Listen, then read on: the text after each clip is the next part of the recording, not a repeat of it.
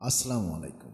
হজরত ঈসা আলাইহিস সালাম কিভাবে সাক্ষাৎ করলেন তা জানাবো এই ভিডিওতে। পুরো ভিডিও দেখার অনুরোধ জানাচ্ছি। হজরত ঈসা আলাইহিস সালামের সাক্ষাৎ লাভ। মহানবী হজরত সাল্লাল্লাহু আলাইহি সাল্লাম বলেন, আমি হজরত ঈসা আলাইহিস সালামের সাথে দেখা করার পর অন্যান্য নবীদের সাথে দেখা করতে সামনে এগিয়ে গেলাম। সব নবীর সাথে সাক্ষাৎ করলাম।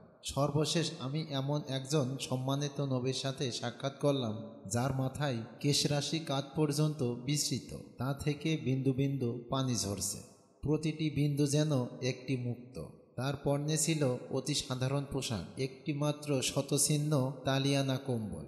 অবস্থা দেখে আমি হজরত জিবরাইল আলাইহিসসালামের কাছে এই সাধারণ বেশের লোকটির পরিচয় জানতে চাইলাম। প্রত্যুত্তরে হজরত জিবরাইল আলাইহিসসালাম বললেন, এই লোকটি হলেন হজরত ঈসা নবী। আল্লাহ তাআলা তাকে রুহুল্লাহ বা আল্লাহর রুহু নামে অভিহিত করেছেন, কেননা পিতা ছাড়া মা মরিয়মের গর্ভে সৃষ্টি করেছেন। ইহুদিরা চক্রান্ত করে তাকে হত্যা করতে চেয়েছিল, কিন্তু মহান আল্লাহ তাআলা তাকে অনুকূল স্থল থেকে নিমিষেই উত্তোলন করে চতুর্থ আসমানে নিয়েছেন। তাকে ইনজিল কিতাব দেওয়া হয়েছিল। তিনি বড় সম্মানিত মাসুম নবী। হে আল্লাহর রাসূল, আপনি তাকে সালাম করুন। ততঃপর মহানবী হজরত মুহাম্মদ সাল্লাল্লাহু আলাইহি সাল্লাম ঈসা আলাইহিস সালামকে সালাম করলেন। তিনিও অন্তত বিনয়ের সাথে সালামের উত্তর দিলেন।